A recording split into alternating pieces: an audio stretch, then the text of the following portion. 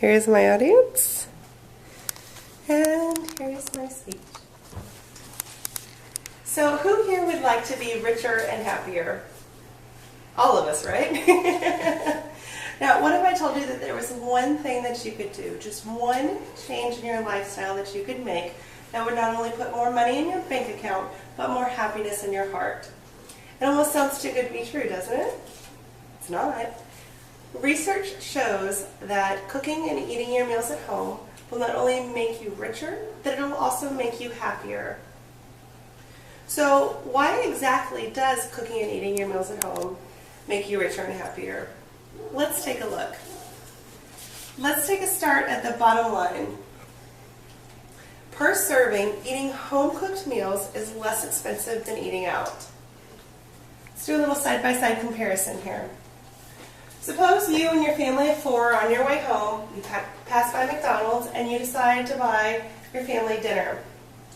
4 quarter-pounder with cheese meals, that's 4 burgers, 4 medium fries, and 4 drinks at my McDonald's cost $24.16.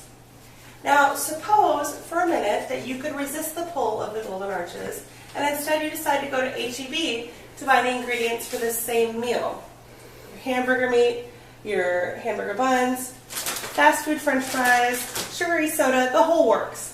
At my H-E-B, this meal costs $13.06. And in fact, you actually have food left over.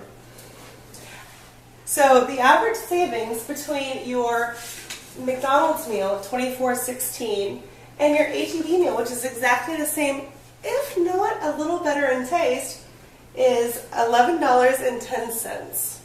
Now, Forbes says that the average American eats half of their meals out. Okay, stay with me. We're about to do some math. So, the average American eats 3 meals per day, 30 days in a month. That's 90 meals eaten per month.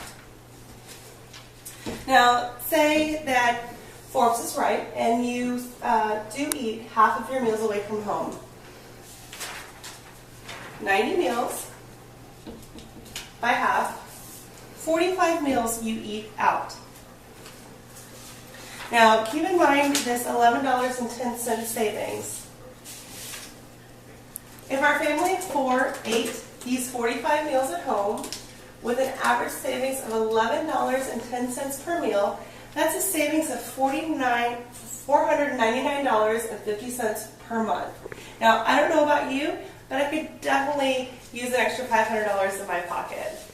Now, add to that, if you eat out at more expensive restaurants, or buying your non-perishables in bulk, or shopping the sales, you can actually maximize your savings, get even more than this per month. Now, if having more money doesn't make you happier, there's actually some real scientific research out there that actually proves that cooking and eating your meals at home will make you happier. The American Journal of Clinical Nutrition did a study to look at how food choices influences our mood. They followed 160 people for 10 days. They called them every 2 hours to ask them what and where they ate and what their mood was at the time.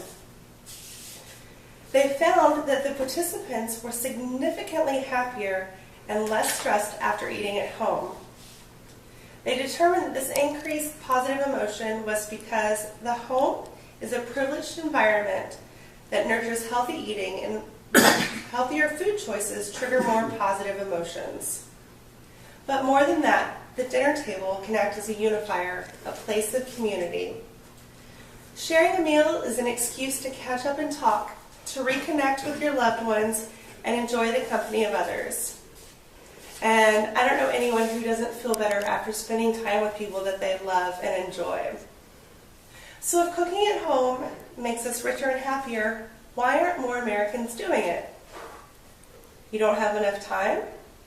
Well, frozen make-ahead meals, crock-pot dinners, and simple dishes can be quicker to prepare than waiting in line at a long drive-thru or at a crowded restaurant. You aren't a good cook? To quote Chef Gaston from the cinematic classic Ratatouille, anyone can cook.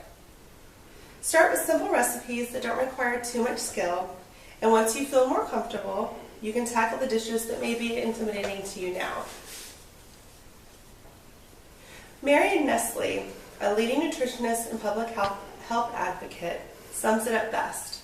She says, "I can think of any number of reasons why cooking at home is a good idea. At home, food can cost a whole lot less for what you are getting than restaurant or pre-prepared foods. And it can be a great family bonding experience. And once you get the hang of it, it really doesn't have to take all that much time or effort." So I encourage you, the next time you're wondering what's for dinner, don't consider the restaurant down the street. Consider what's in your kitchen, what you can cook, and who you can share it with.